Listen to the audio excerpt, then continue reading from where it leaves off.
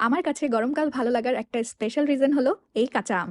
আর আজকে বানাবো কাঁচা আমের ক্যান্ডি, যেটা আমার মতো বাচ্চাদের খুব পছন্দ হবে এবং সারা বছর স্টোরও করে রাখা যাবে। তার জন্য প্রথমেই লাগবে ফ্রেশ কাঁচা আম।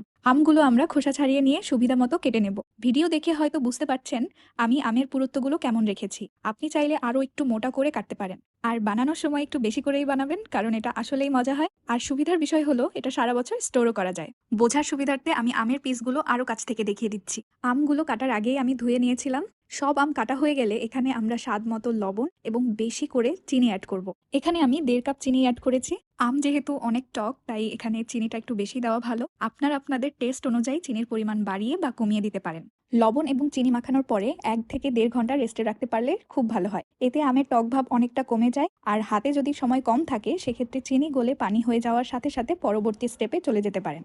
1 থেকে 1.5 ঘন্টা পরে যখন আমরা দেখলাম চিনি গলে পানি হয়ে গেছে, তখন আমরা চুলায় জাল করতে দিব। চুলায় দেওয়ার পরেই আমরা এখানে কিছুটা ফুড কালার দিব, 1 থেকে 2 ফোঁটা। এটা অপশনাল, চাইলে স্কিপ করতে পারেন। আমরা কিন্তু এখানে এক্সট্রা কোনো পানি ইউজ করিনি। আম এবং চিনি থেকে যে পানি উঠেছে সেটাতেই আমরা সেদ্ধ করে নেব। এবং এই পর্যায়ে আমরা চুলার আঁচ একদম হাই হিটে রেখেছি। বেশি সেদ্ধ করা যাবে না, যাতে ধরলেই গলে যায়। কতটা সেদ্ধ করেছি সেটা হয়তো আমের টেক্সচার দেখে বুঝতে পারছেন। এখন একটা পরিষ্কার ট্রেতে সুন্দর করে বিছিয়ে নিতে হবে এবং রোদে দিতে হবে 2 থেকে 3 দিনের জন্য। যদি সকাল থেকে বিকাল অবধি রোদ পায় সেক্ষেত্রে 2 দিন যথেষ্ট। আর যদি বারান্দা অথবা রুমের মধ্যে যতটুকু রোদ আসে সেইটুকু রোদে ম্যানেজ করতে যান সেক্ষেত্রে হয়তো বা 2-3 দিন বা 4 দিনও লাগতে পারে। 2 দিনের মধ্যে আমাদের আম শুকানো হয়ে গেছে আর আমাদের ম্যাঙ্গো ক্যান্ডি একদম রেডি। ক্যান্ডিগুলো দেখতে একদম ট্রান্সপারেন্ট এবং গ্লাসি, আর খেতে অনেকটা গামিসের মতো। কাঁচা আমের একদম অ্যাকচুয়াল টেস্টটা পাওয়া যাচ্ছিল, খুবই মজা। এই পর্যায়ে আপনারা চাইলে ক্যান্ডিগুলো পাউডার সুগারের মধ্যে কোট করে নিতে পারেন।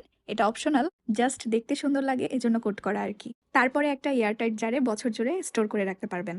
আজকে এই তো করা যাবে না, যাতে ধরলেই গলে যায়। কতটা সেদ্ধ করেছি সেটা হয়তো আমের টেক্সচার দেখে বুঝতে পারছেন। এখন একটা পরিষ্কার ট্রেতে সুন্দর করে বিছিয়ে নিতে হবে এবং রোদে দিতে হবে 2 থেকে 3 দিনের জন্য।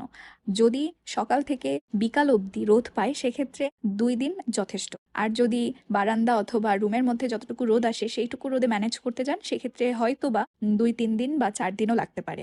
2 দিনের মধ্যে আমাদের আম শুকানো হয়ে গেছে আর আমাদের ম্যাঙ্গো ক্যান্ডি একদম রেডি। ক্যান্ডিগুলো দেখতে একদম ট্রান্সপারেন্ট এবং গ্লাসি, আর খেতে অনেকটা গামিসের মতো। কাঁচা আমের একদম অ্যাকচুয়াল টেস্টটা পাওয়া যাচ্ছিল, খুবই মজা। এই পর্যায়ে আপনারা চাইলে ক্যান্ডিগুলো পাউডার সুগারের মধ্যে কোট করে নিতে পারেন।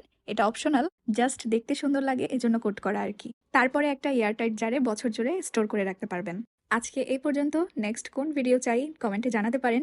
অ্যান্ড